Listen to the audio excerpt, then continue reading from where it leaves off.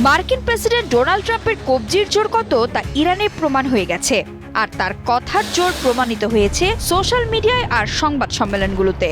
4 সপ্তাহেই ইরানকে পরাজিত করার বাগাড়ম্বর 5ম সপ্তাহেই তিনি ভুলে গেছেন, নিয়ে এসেছেন নতুন বয়ান।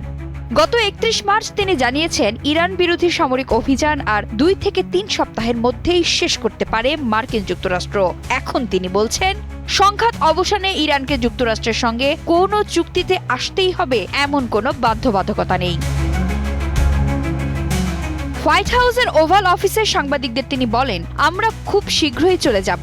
তিনি আরও যোগ করেন যে এই প্রস্তাব 2 সপ্তাহের মধ্যে হতে পারে, 3 সপ্তাহের মধ্যে কার্যকর হতে পারে। ট্রাম্পের এই ঘোষণাটি এখন পর্যন্ত সবচেয়ে স্পষ্ট ইঙ্গিত যে তিনি যুদ্ধটি দ্রুত শেষ করতে চান। এই যুদ্ধ মধ্যপ্রাচ্যের দেশগুলোর নিজস্ব বোঝাপড়ায় পাল্টে দিয়েছে, বিশ্ব জ্বালানি বাজারকে অস্থিতিশীল করেছে এবং মার্কিন প্রেসিডেন্টের শাসনকালের গতিপথ বদলে দিয়েছে।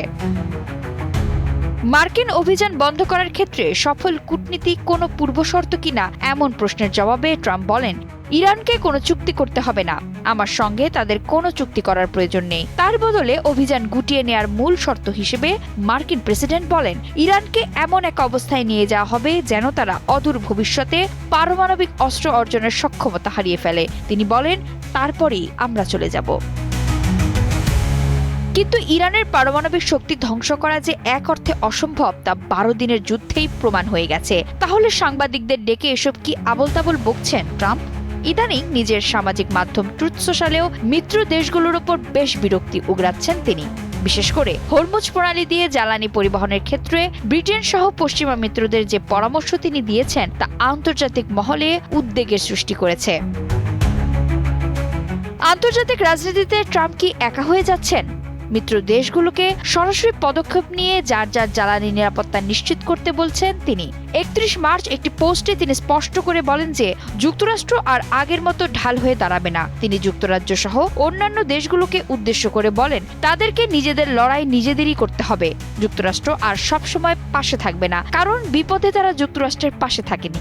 ফ্রান্সের বিরুদ্ধেও অসহযোগিতার অভিযোগ তুলেছেন তিনি। বিশেষজ্ঞরা মনে করছেন তার এমন অবস্থান একটি বিপজ্জনক সামরিক উত্তেজনার উস্কানি দিতে পারে। হরমুজ প্রণালীতে এখনো পর্যন্ত মার্কিন নৌবাহিনীও বড় কোনো সংঘাতে জড়ানোর ঝুঁকি নেয়নি। জলপথটিতে ইরানের শক্তিশালী অবস্থানকে চ্যালেঞ্জ করা যে কোনো দেশের জন্যই খুব ঝুঁকিপূর্ণ। এমন পরিস্থিতিতে মার্কিন মিত্র দেশগুলো আগ বাড়িয়ে সামরিক অভিযানে অংশ নেবে না, এটাই যেন স্বাভাবিক। আসলে একতরফা নীতি গ্রহণ করায় ডোনাল্ড ট্রাম্প ক্রমশ একা হয়ে পড়ছেন।